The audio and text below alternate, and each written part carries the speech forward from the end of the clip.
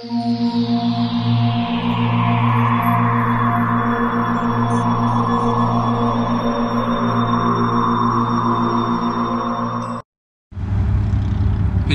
everybody. Enzo and Goose reporting live from the vehicle. It's my little man in the back seat. Say hi, Papi.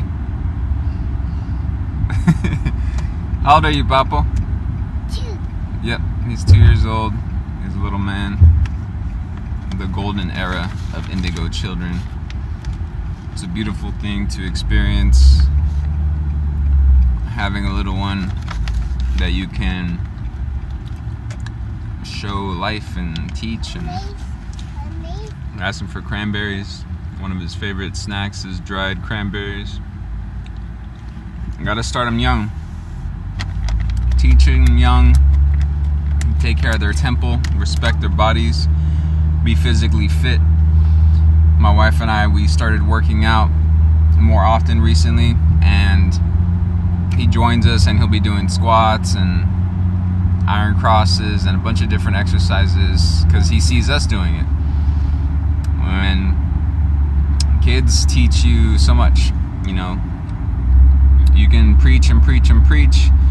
I can sit there and tell him, oh, you have to do this, you have to do that, but the best thing I can do is lead by example. So if I want to teach him to be calm, I have to show him how to be calm. Teach him how to stay with the correct breathing pattern so you're not throwing fits, you're just not getting out of hand. You know, I work on myself every day. You know, some people think, oh, I'm perfect. You know, I'm teaching people how to live their lives and trying to offer these tools, and really I'm sharing with people. You know, I'm not sitting here like I have it all figured out and my life is better, the best ever and perfect, and there's nothing else I need to do to work on. For me, it's a constant work. Every minute of every day, you know, wake up, brand new start to the day. I have to work on myself constantly, you know, check my thoughts, you know, check what I'm doing, if I'm getting distracted, wasting time, whatever that may be. So by no means do I have it all figured out, and am I just so perfect that I don't have to work on myself. And that's what parenting will definitely teach you, especially when you're teaching your kid. Like, he's learning Spanish and English right now, so it's very important to be on top of that and make sure they carry on the positive, basically the cultural aspects of where he came from in his life, because that can easily be lost nowadays. You know, I see a lot of kids with Hispanic parents. Their kid goes off to public school in America, and then they don't speak Spanish anymore, or lose it completely, and don't even know how to say certain words and things of that nature. And that's something I want to keep alive with my son, our son. So very important. And I think about that too when I'm teaching him words, like how crazy language is, how we all come to accept these words as languages, but we don't hardly even understand where our language comes from. That's why I think it's so funny when people have these like hardcore belief systems in their lives, like, no, I believe this, and this is definitely what it is, and there's nothing that you could ever say, or I don't want to hear what you have to say to try to change my mentality on it. It's like, that's cool, but do you even know where most of the words in your vocabulary come from? You know, do you know where the house, who built your house? You know, the people who built your house? Do you know where your car came from, where the parts came from? Who thought of the idea? Who created the stoplight? Who created the air conditioner?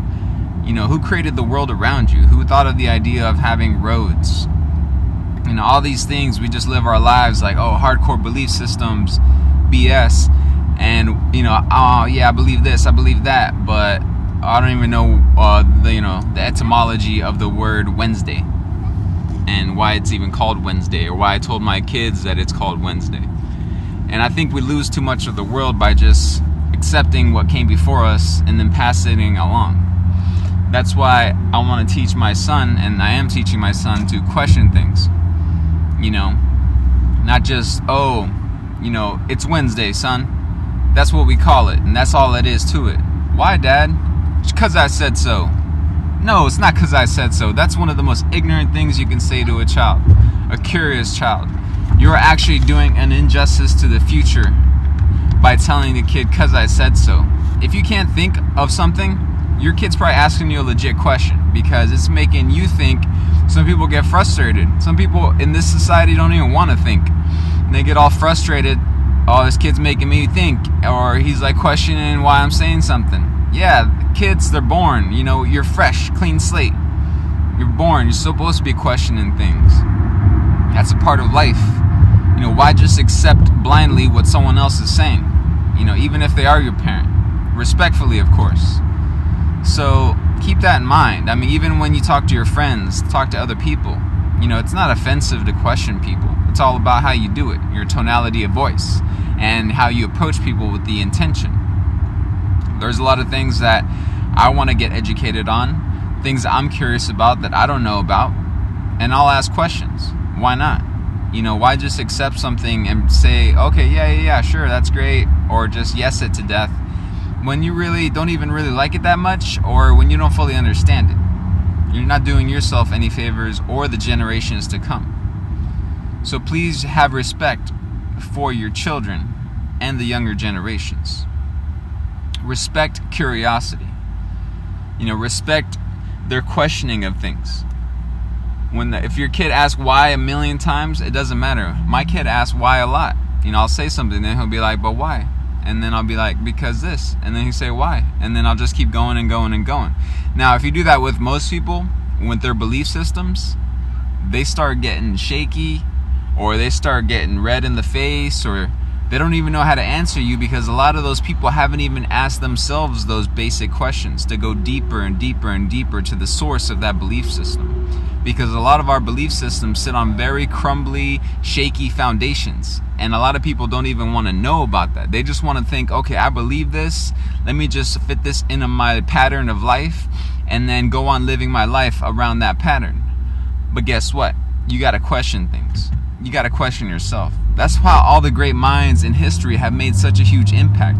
By not accepting what is already there, but by questioning it, by wanting to improve it, by wanting to understand it more. And that's what we have to do in this life if we want to move to the next level in evolution. You know, a lot of people playing the new Pokemon Go. I don't even know what it's about. You know, I do know that that company, a friend of mine told me yesterday, that when you download that game onto your phone, especially if you have an iPhone, they have access to everything. The database of that company, everything on your phone, they have access to all your pictures, all your messages, everything. You know, there's also a privacy thing. People want to give up. Yeah, you know, people say it gets you out of the house, it gets you active, or, you know, gets you out in nature and meeting people. Okay, I had to think, why does it take a video game to do that in our society? That should right there let us know that we have something that we need to work on. We should love to be out in nature. We should be thrilled not to be out in nature staring at our phones and running into other people who are staring at their phones and then talking about why we're staring at our phones.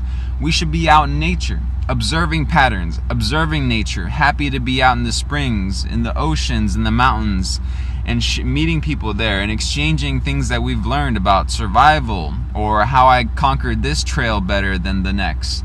Or, wow, look at that tree over there. It's got ridiculous patterns and I just had an epiphany by staring at it for an hour. You know, this is just my thoughts. I don't judge people for playing the game negatively. I'm just saying let's try to be aware of where a lot of these things stem from.